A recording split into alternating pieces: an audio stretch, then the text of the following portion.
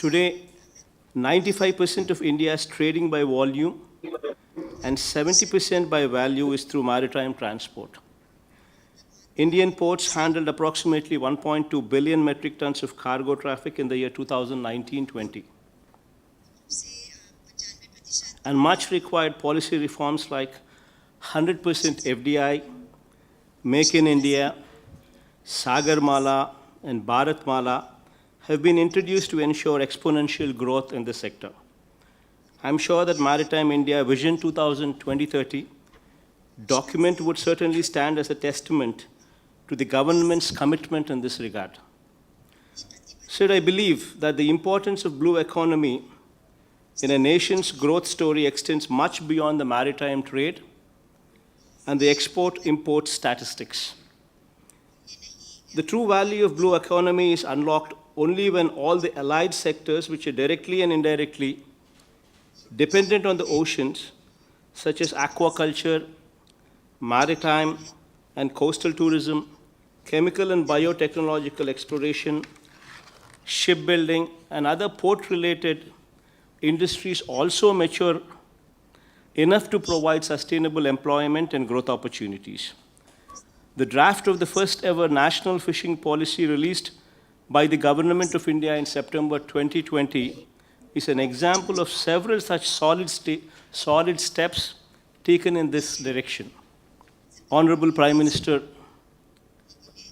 Sir, drawing inspiration from your focused agenda to take India's maritime economy to the next level, Andhra Pradesh state government has taken up a lot of transformative steps to leverage its coastal line of 974 kilometers, which is the second longest in India and the longest on the eastern coast of the country, sir.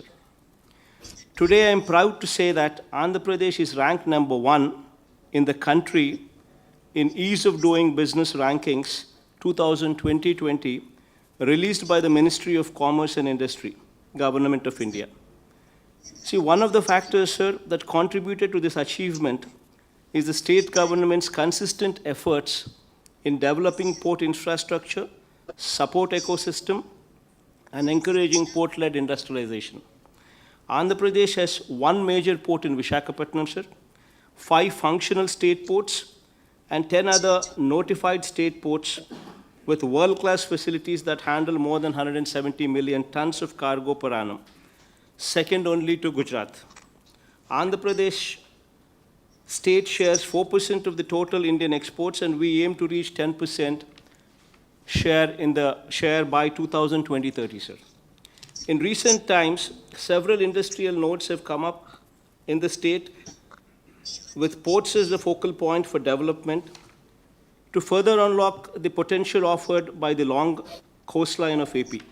The government of Andhra Pradesh has undertaken development of 3 greenfield ports at Ramayapatnam, Machilipatnam, and Bhavanpadu on an innovative model that mitigates all risks associated with the greenfield port development, thereby making the port operation a risk-free proposition for the private sector. After the development of the port by the government, the operator of the port would be selected on competitive bidding basis, ensuring maximum revenue realization for the government and providing risk-free investment opportunity to the investor.